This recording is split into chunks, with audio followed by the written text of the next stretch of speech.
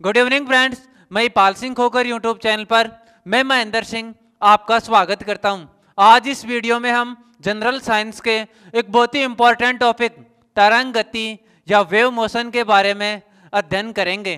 तो सबसे पहले हम देखते हैं तरंग या वेव क्या होती है। तरंग का शाब्दिक अर्थ होता है लहर। तरंग का शाब्दिक अर्थ होता है लहर। किसी माध्यम में उत्पन्न विक्षोभ या डिस्टरबेंस ही तरंग कहलाता है। जैसे मान लो किसी तालाब में पानी भरा हुआ है, यदि हम उसमें कोई पत्थर फेंकते हैं तो जैसे ही हम पत्थर को फेंकने के लिए हाथ को घुमाते हैं, हमारे शरीर की ऊर्जा पत्थर की गतिज ऊर्जा के रूप में परिवर्तित हो जाती है। ये पत्थर गति करता हुआ जैसे ही पानी के अणुओं से टकराता है तो पानी के अणु इस ऊर्जा को प्राप्त करके ऊपर नीचे कंपन करना प्रारंभ कर देते हैं। ये पानी के अणु ऊपर नीचे कंपन करते हुए अपने पास वाले अणुओं से टकराते हैं और इस ऊर्जा का स्थानांतरण अपने पास वाले अणुओं से कर देते हैं। अब क्या होगा, अब ये पास वाले अणु ऊपर नीचे कंपन करते हुए ऊर्जा का स्थानांतरण अपने से आगे वाले अणुओं को कर देंगे। अब आगे वाले अणु कंपन करते हुए अपने से आगे वाले अणुओं को, फिर उनसे आगे वाले अणु, उनसे आगे वाले अणुओं को ऊर्जा का स्थानांतरण करेंगे और इस प्रकार पूरे माध्यम में एक विक्षोभ या डिस्टरबेंस उत्पन्न हो जाएगा। माध्यम में उत्पन्न ये विक्षोभ या डिस्टरबेंस ही तरंग कहलाता है। तो तरंग क्या होती है? किसी माध्यम में उत्पन्न विक्षोभ या डिस्टरबेंस। जैसे मान लो तालाब में पानी भरा हुआ है और हम इसमें कोई पत्थर फेंकते हैं तो पूरे पानी में एक ये जो लहरें उत्पन्न होती हैं, ये जो विक्षोभ या डिस्टरबेंस उत्पन्न होता है, यही तरंग कहलाता है। जब भी किसी माध्यम में तरंग संचरित होती है तो ऊर्जा का स्थानांतरण एक स्थान से दूसरे स्थान पर होता है, लेकिन माध्यम के कणों का या द्रव्यमान का स्थानांतरण नहीं होता। माध्यम के कण जहाँ ऊपर नीचे कंपन करते हैं लेकिन आगे की तरफ स्थानांतरित नहीं होते, जबकि ऊर्जा आगे से आगे स्थानांतरित होती है। तो आपसे क्वेश्चन पूछे, माध्यम में तरंग संचरण होने पर किसका स्थानांतरण होता है? तो तरंग संचरण में ऊर्जा या एनर्जी का स्थानांतरण होता है, जबकि माध्यम के अणुओं या द्रव्यमान का स्थानांतरण नहीं होता। इसके बाद नेक्स्ट है माध्यम, मीडियम। माध्यम के बारे में सबसे पहले न्यूटन ने बताया था। इन्होंने क्या बताया कि कोई भी आवरण जिसमें कण उपस्थित हो माध्यम कहलाता है। जैसे हमारे चारों तरफ का आवरण, ये किससे मिलकर बना हुआ है? गैस, छोटे छोटे धूल के कण इत्यादि से। इसी तरह ये मार्कर, ये किससे मिलकर बना हुआ है? प्लास्टिक के छोटे छोटे अणुओं से। इसी तरह किसी तालाब में पानी भरा हुआ है तो उसमें क्या होंगे? पानी के छोटे छोटे अणु। तो कोई भी आवरण जिसमें कण उपस्थित हैं माध्यम कहलाता है। माध्यम तीन प्रकार के होते हैं, ठोस, द्रव और गैस। ठोसों में अणुओं के मध्य अंतराण्विक आकर्षण बल परबल होता है, जिससे इनका आकार और आयतन निश्चित होते हैं, जैसे प्लास्टिक, लोहा, लकड़ी इत्यादि। द्रवों में अंतराण्विक आकर्षण बल ठोसों की तुलना में थोड़ा कम होता है, जिससे इनका आयतन निश्चित होता है लेकिन आकार निश्चित नहीं होता। इनको जिस पात्र में डालते हैं ये उसी का आकार ग्रहण कर लेते हैं और इनमें बहने का गुण पाया जाता है, जैसे पानी, तेल, पेट्रोल इत्यादि। इसके बाद तीसरा है गैस। गैसों में अंतराण्विक आकर्षण बल बहुत ही दुर्बल होता है, जिसकी वजह से इनका आकार और आयतन दोनों ही निश्चित नहीं होते। गैसों का खुद का कोई आयतन नहीं होता, इनको जिस पात्र में डालते हैं ये उसी का आयतन प्राप्त कर लेती हैं। ठीक है, अब इन माध्यमों को अणुओं की सापेक्ष संख्या के आधार पर दो भागों में विभाजित किया जा सकता है। पहला है सघन माध्यम, डेंसर मीडियम, और दूसरा है विरल माध्यम या रेयर मीडियम। यदि माध्यम में कण दूर दूर हों या कणों की संख्या कम हो तो ऐसा माध्यम विरल माध्यम या रेयर मीडियम कहलाता है, और यदि माध्यम में कणों की संख्या ज्यादा हो या कण पास पास हो तो ऐसा माध्यम सघन माध्यम या डेंसर मीडियम कहलाता है। जैसे मान लो कोई कॉलोनी है, नई नई बनी है, तो उसमें क्या होगा? मकान दूर दूर होंगे, बहुत ही कम मकान होंगे, तो ऐसा माध्यम जिसमें कण दूर दूर हो या कम हो, विरल माध्यम या रेयर मीडियम। अब क्या होगा, कुछ समय बाद कॉलोनी डेवलप हो जाएगी तो क्या होगा, अब मकान पास पास होंगे, बहुत ज़्यादा मकान बन जाएंगे, तो जिसमें कणों की संख्या ज़्यादा या कण पास पास वो सघन माध्यम या डेंसर मीडियम। तो सघन माध्यम क्या होता है, जिसमें कण पास पास हों, कण पास पास हों या ज़्यादा हों, ऐसा माध्यम सघन माध्यम या डेंसर मीडियम। और जिसमें कण दूर दूर हों, कण कम हो या दूर दूर हों, तो ऐसा माध्यम विरल माध्यम या रेयर मीडियम कहलाता है।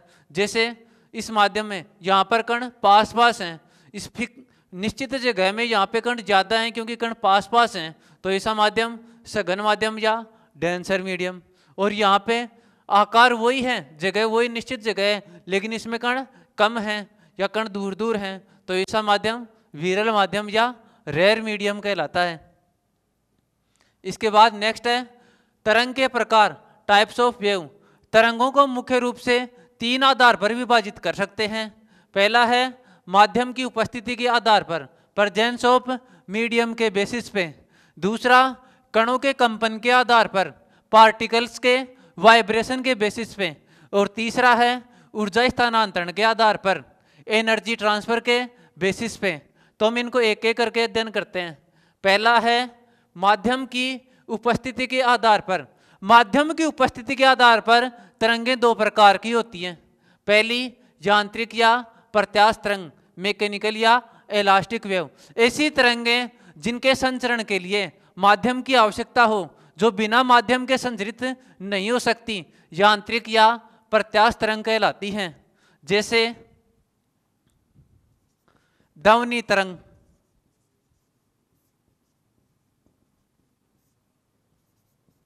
डोरी या रस्सी में उत्पन्न तरंग,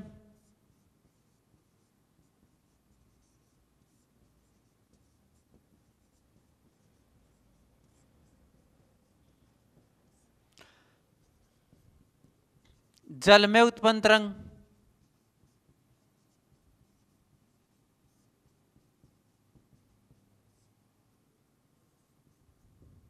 भूकंप तरंग। ये तरंगें यांत्रिक या प्रत्यास्थ तरंग कहलाती हैं। यांत्रिक तरंगों के संचरण के लिए माध्यम का प्रत्यास्थता का गुण उत्तरदायी होता है, इसलिए इन तरंगों को प्रत्यास्थ तरंग या इलास्टिक वेव कहते हैं। अब हम देखते हैं प्रत्यास्थता क्या होती है। जब हम किसी पदार्थ पर बाह्य बल आरोपित करते हैं तो उसके अणुओं में विस्थापन उत्पन्न होता है। तो जैसे ही हम इस बाह्य बल को उठाते हैं तो इसके अणु वापिस अपनी प्रारंभिक अवस्था में आने का प्रयास करते हैं। माध्यम का यही गुण प्रत्यास्थता या इलास्टिसिटी कहलाता है। जैसे हम रबर को खींचते हैं, बाह्य बल लगाकर रबर को खींचते हैं तो रबर के अणु विस्थापित हो जाएंगे। अब जैसे ही हम इस बाह्य बल को उठाते हैं तो रबर क्या करता है, अपने प्रारंभिक अवस्था में आना चाहता है, वापिस अपनी पहले वाली अवस्था में आना चाहता है। तो माध्यम का ये अपनी प्रारंभिक अवस्था में आने का गुण ही प्रत्यास्थता या इलास्टिसिटी कहलाता है। ये प्रत्यास्थता का गुण ठोसों में सबसे ज़्यादा होता है, उसके बाद द्रवों में और गैसों में सबसे कम या नगण्य होता है। लेकिन इसका एक अपवाद है, गीली मिट्टी।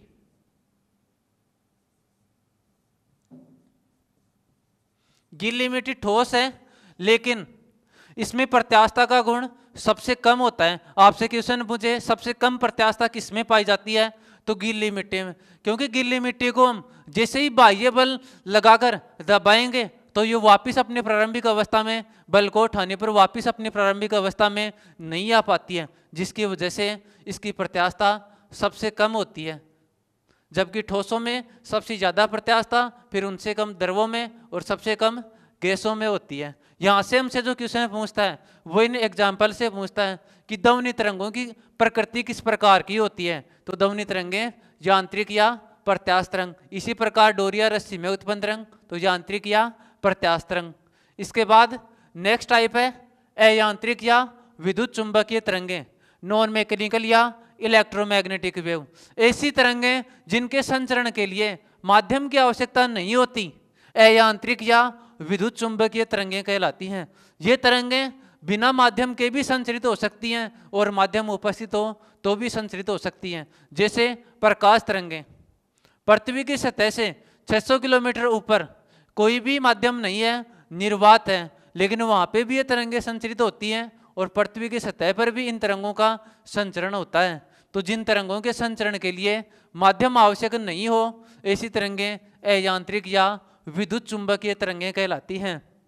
जैसे प्रकाश तरंग, रेडियो तरंग,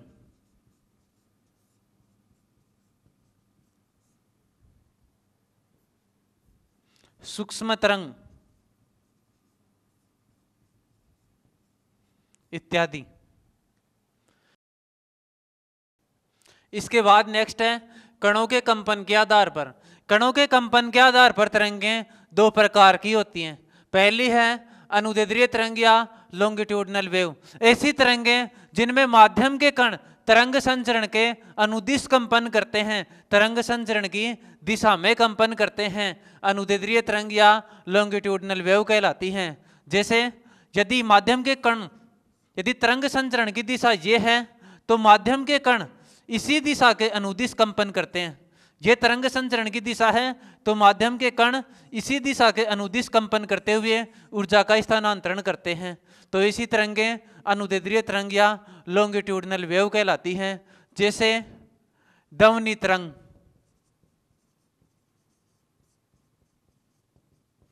गैसों में उत्पन्न तरंग,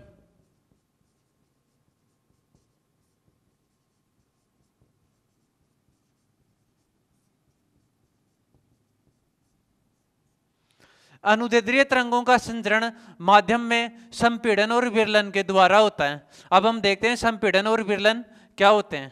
तो जैसे ये तरंग संचरित हो रही है तो क्या होगा, माध्यम के कण इसके अनुदिशी इस दिशा में कंपन करेंगे।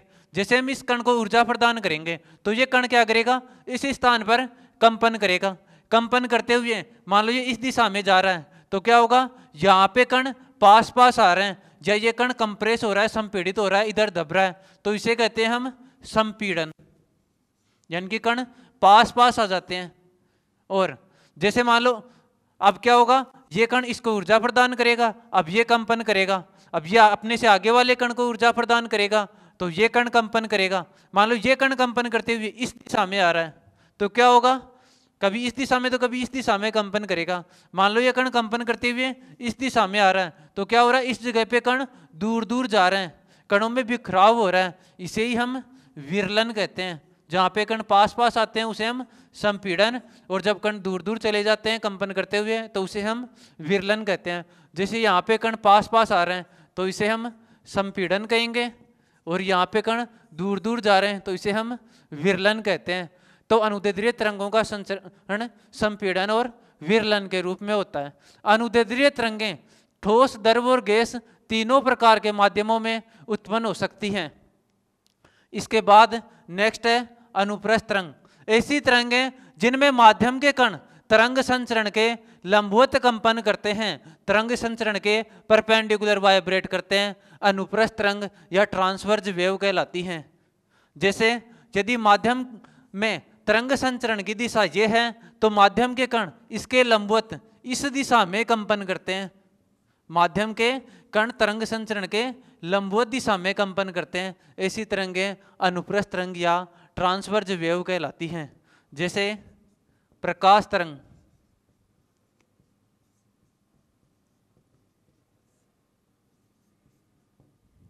रेडियो तरंग,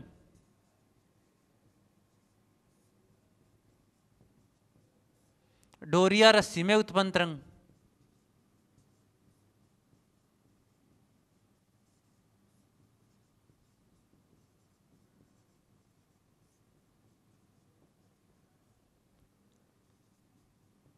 भूकंप तरंग,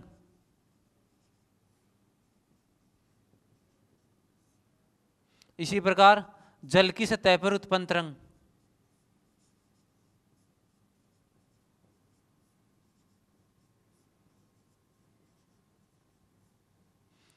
ये एग्जाम्पल से हमसे यहाँ से क्वेश्चन पूछता है, जैसे हमसे पूछे डोरिया रस्सी में उत्पन्न तरंग किस प्रकार की तरंग है, तो कणों के कंपन के आधार पर ये अनुप्रस्थ प्रकृति की है और माध्यम की उपस्थिति के आधार पर ये यांत्रिक तरंग है, क्योंकि इसमें माध्यम की आवश्यकता होती है और माध्यम के कण तरंग संचरण के लंबवत कंपन कर रहे हैं। तो ये डोरिया रस्सी में उत्पन्न तरंग यांत्रिक तरंग है और कणों के कंपन के आधार पर अनुप्रस्थ तरंग है। इसी प्रकार जल की सतह पर उत्पन्न तरंग, तो ये भी यांत्रिक तरंग भी है और अनुप्रस्थ तरंग भी है। अनुप्रस्थ तरंग ठोसों में तथा जल की सतह पर उत्पन्न हो सकती हैं। गैसों में अनुप्रस्थ तरंग उत्पन्न नहीं होती तथा जल की सतह के अंदर भी अनुप्रस्थ तरंग उत्पन्न नहीं होती। तो अनुप्रस्थ तरंग ठोस माध्यम में तथा द्रव की सतह पर उत्पन्न होती हैं। ठोस तथा द्रव की सतह पर उत्पन्न होती हैं। द्रव की सतह के अंदर और गैसों में अनुप्रस्थ तरंगें उत्पन्न नहीं होती। इसके बाद नेक्स्ट, ऊर्जा स्थानांतरण के आधार पर, एनर्जी ट्रांसफर के बेसिस पे ऊर्जा स्थानांतरण के आधार पर तरंगें दो प्रकार की होती हैं। पहली है प्रगामी या प्रोग्रेसिव वेव। ऐसी तरंगें जिनमें ऊर्जा का स्थानांतरण एक स्थान से दूसरे स्थान पर होता है प्रगामी तरंग या प्रोग्रेसिव वेव कहलाती हैं। जैसे ध्वनि तरंगें। ध्वनि तरंगों में क्या होता है, जैसे मैं बोल रहा हूं तो क्या होगा, मेरे शरीर से ऊर्जा निकलेगी। ये ऊर्जा ध्वनि तरंगों के रूप में गति करती हुई श्रोता के कान तक पहुंचती है और जिससे श्रोता के कान में संवेदना उत्पन्न होती है और उसे आवाज सुनाई देती है। तो इसमें क्या हो रहा है, जो मेरे शरीर से ऊर्जा निकली है वो गति करते हुए श्रोता तक पहुंच रहे, यानी कि ऊर्जा का स्थानांतरण एक स्थान से दूसरे स्थान पर हो रहा है। तो इस प्रकार की तरंगें प्रगामी तरंग या प्रोग्रेसिव वेव कहलाती हैं। तो प्रगामी तरंगें कौन कौन सी होती हैं, ध्वनि तरंग, प्रकाश तरंग। प्रकाश भी एक प्रकार की ऊर्जा होती है जो तरंगों के रूप में एक स्थान से दूसरे स्थान तक गति करती है। डोरिया रस्सी में उत्पन्न तरंग, जल की सतह पर उत्पन्न तरंग, ऐसी सभी तरंगें जिनमें ऊर्जा का स्थानांतरण होता है वो सभी प्रगामी तरंग या प्रोग्रेसिव वेव कहलाती हैं। अब दूसरा है अप्रगामी तरंग या स्टेशनरी वेव। जब दो समान प्रकृति की प्रगामी तरंगें विपरीत दिशा में गति करती हुई एक दूसरे पर अध्यारोपित होती हैं तो इनसे उत्पन्न तरंग अप्रगामी तरंग या स्टेशनरी वेव कहलाती हैं। जब दो समान प्रकृति की प्रगामी तरंगें विपरीत दिशा में समान चाल से गति करती हुई अध्यारोपित होंगी तो इनसे जो तरंग उत्पन्न होगी वो एक प्रगामी तरंग या स्टेशनरी वेव कहलाती हैं, क्योंकि इनमें माध्यम के कण स्थिर प्रतीत होते हैं, इसलिए इनको अप्रगामी या स्टेशनरी वेव कहते हैं। अप्रगामी तरंगें हमेशा बद्ध माध्यम में उत्पन्न होती हैं, यानी कि माध्यम या तो दोनों तरफ से या फिर एक साइड से बंद होगा, किसी चीज से बंधा हुआ होगा, क्लोज होगा। तो अप्रगामी तरंगें हमेशा बंद माध्यम में उत्पन्न होती हैं। ठीक है, जैसे सितार या गिटार के तार में उत्पन्न तरंग। ये सितार या गिटार का तार है, जैसे हम इसको ऊर्जा प्रदान करते हैं तो क्या होगा, इसमें कंपन उत्पन्न होंगे जिससे यहाँ पे ध्वनि उत्पन्न होगी। जो ये इनसे उत्पन्न ध्वनि तरंग है, ये जो उत्पन्न ध्वनि है, ध्वनि तरंगें हमेशा अनुदैर्ध्य प्रकृति की होती हैं, लेकिन एक तरंग इस तार में भी संचरित होगी। तो डोरी या रस्सी में उत्पन्न तरंग किस प्रकार की तरंग होती है, अनुप्रस्थ तरंग। और तो इसमें क्या होगा, एक अनुप्रस्थ तरंग संचरित होगी। अब ये माध्यम बद्ध माध्यम है तो क्या होगा, ये तरंग इधर गति करती हुई यहां से बंद है तो यहां से परावर्तित होकर वापस विपरीत दिशा में वापस गति करेगी। तो एक तरंग तो इस दिशा में ये जा रही है और एक इधर से परावर्तित होकर तरंग आ रही है। तो समान प्रकृति की तरंगें समान चाल से विपरीत दिशा में गति कर रही हैं। तो इस तरंग की वजह से, और ये परावर्तित तरंग है, इसकी वजह से यहाँ पे एक अप्रगामी तरंग उत्पन्न होगी। तो सितार या गिटार के तार में उत्पन्न तरंग, पहली चीज तो तार में उत्पन्न तरंग अनुप्रस्थ, और फिर ये तरंग परावर्तन की वजह से अप्रगामी तरंग। तो सितार या गिटार के तार में उत्पन्न तरंग किस प्रकार की होगी, अनुप्रस्थ अप्रगामी।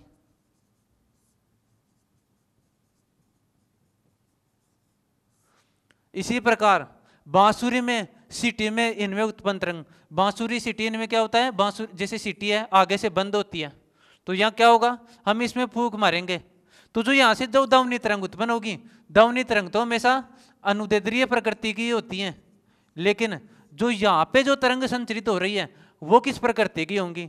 तो ये गैस में उत्पन्न तरंग है, और गैसों में उत्पन्न तरंग हमेशा अनुदैर्ध्य तरंग। गैसों में उत्पन्न तरंग हमेशा कैसी होती है? अनुदैर्ध्य तरंग। अब जेसीटी आगे से बंद है, तो इधर से जो गैस में उत्पन्न तरंग है वो क्या होगा? यहां से परावर्तित होकर वापस विपरीत दिशा में गति करेगी। तो एक तरंग इस तरह से जा रही है और एक परावर्तित होकर समान प्रकृति की तरंग विपरीत दिशा में आ रही है। तो इन दोनों के अध्यारोपण से यहाँ पर अप्रगामी तरंग उत्पन्न होगी। तो बांसुरी या सीटी में उत्पन्न तरंग किस प्रकार की? अनुदैर्ध्य अप्रगामी तरंग। ठीक है। सितार या गिटार में अनुप्रस्थ अप्रगामी तरंग, और बांसुरी, सीटी, इनमें किस प्रकार की? अनुदैर्ध्य अप्रगामी तरंग उत्पन्न होती है। अप्रगामी तरंगों में माध्यम के कुछ कण स्थिर प्रतीत होते हैं, ये गति करते हैं, वे प्रतीत नहीं होते, एक जगह स्थिर प्रतीत होते हैं या न्यूनतम विस्थापन पर होते हैं। ऐसे बिंदुओं को हम नोड या निस्पंद कहते हैं। इन बिंदुओं को, यहाँ पर जो कण उपस्थित हैं इनको नोड या निस्पंद कहते हैं, जो न्यूनतम विस्थापन पर उपस्थित होते हैं। और कुछ कण ऐसे होते हैं जो अधिकतम विस्थापन पर होते हैं, ये यहाँ से अधिकतम विस्थापन पर हैं। तो ऐसे कणों को हम एंटीनोड या प्रस्पंद कहते हैं। जो कण अधिकतम विस्थापन पर उपस्थित होते हैं उनको एंटीनोड या प्रस्पंद, और जो न्यूनतम विस्थापन पर उपस्थित होते हैं उनको नोड या निस्पंद कहते हैं। इसके बाद हम नेक्स्ट देखते हैं यहाँ से किस प्रकार से क्वेश्चन पूछे जाते हैं। तो पहला है, ध्वनि तरंगों की प्रकृति होती है। ध्वनि तरंगें किस प्रकार की तरंगें हैं? तो अभी हमने देखा था ध्वनि तरंगें अनुदैर्ध्य प्रकृति की होती हैं। ठीक है। इसके बाद नेक्स्ट, जल में उत्पन्न तरंगें किस प्रकार की तरंगें हैं? तो जल में उत्पन्न तरंगें क्या होता है? माध्यम के कण तरंग संचरण के लंबवत कंपन करते हैं, तो अनुप्रस्थ तरंग, और इनमें माध्यम के बिना इन तरंगों का संचरण संभव नहीं है, यानी कि यांत्रिक तरंग होती है, तो अनुप्रस्थ यांत्रिक तरंग। नेक्स्ट है, कौन सी तरंग शून्य में संचरण नहीं कर सकती या निर्वात में संचरित नहीं हो सकती, जिसके संचरण के लिए माध्यम आवश्यक होता है? तो उष्मा तरंग, प्रकाश तरंग, भूकंप तरंग, रेडियो तरंग। तो इनमें से कौन सी तरंग है वो माध्यम के बिना संचरित नहीं हो सकती? तो भूकंप तरंग, ये यांत्रिक तरंग है। इसके बाद नेक्स्ट, ध्वनि तरंगों का संचरण किस माध्यम में संभव नहीं है? द्रव में, ठोस में, गैस में या निर्वात में? तो ध्वनि तरंगों का संचरण किस में संभव नहीं है? ध्वनि तरंग है वो यांत्रिक या प्रत्यास्थ तरंग होती हैं, यानी कि बिना माध्यम के संचरित नहीं हो सकती। तो ठोस, द्रव, गैस तीनों माध्यम है, निर्वात में यह तरंगें संचरित नहीं हो सकती। इसके बाद नेक्स्ट, सितार के तार में उत्पन्न तरंगों की प्रकृति होती है। तो अभी हमने देखा था सितार के तार में पहली चीज तो तार में उत्पन्न तरंगें अनुप्रस्थ तरंग, और फिर परावर्तित होकर विपरीत दिशा में अध्यारोपित हो रही है, तो अप्रगामी तरंग। तो सितार के तार में उत्पन्न तरंग अनुप्रस्थ अप्रगामी तरंग।